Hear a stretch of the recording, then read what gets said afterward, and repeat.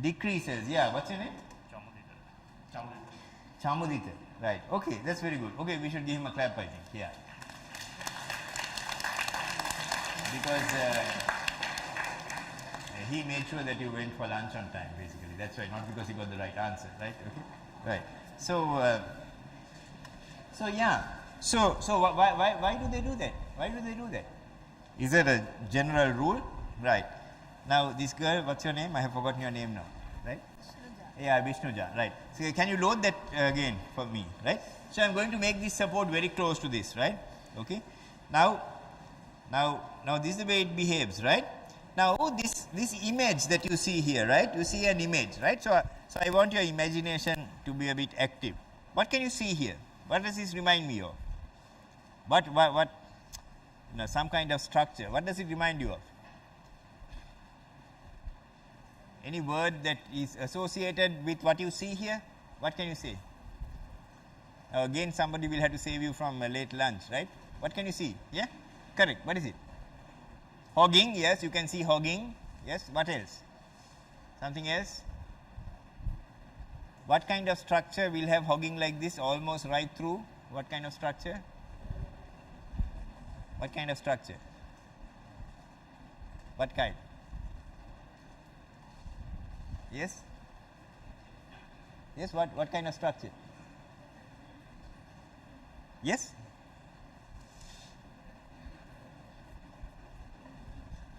There's a lot of smiling and all going here, but no answers. What kind of structure? Yes. What does it, yeah? What does it look like?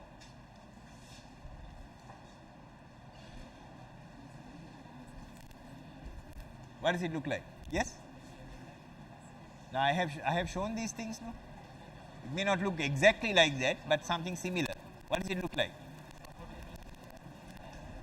It is what? An overhanging beam. Yeah, it is an overhanging beam, but anybody else gives it, wants to sort of say this looks like something else? What does it look like? Yeah? What does it look like? Huh? A seesaw, yeah, a seesaw, okay. It looks like a seesaw, but from what I have taught you, what does this look like? Something that bends like this. Hogging is correct. What structure exhibits hogging like this? Yeah, can't hear it seems. What structure? Oh, the batteries are also down now, talking to you so much, right? Now, I'll have to tell everybody else that this group did not give me answers, right?